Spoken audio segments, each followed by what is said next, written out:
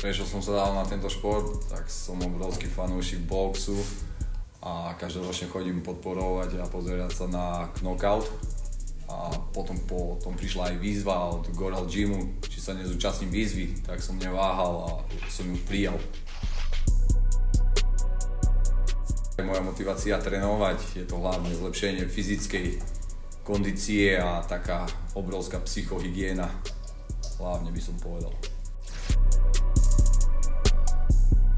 Aké mám očakávania od tréningov, tak ako som spomenul, je to zlepšenie mojej kondície a napredovať pred a dúfam, že aj po zápase sa stále budem tomu venovať, nie len teraz kvôli výzve, ale tak, aby som pokračoval ďalej v tých tréningoch. Je to fakt mega šport aj čo sa týka na tréningy a dobrá partia jedno s druhým.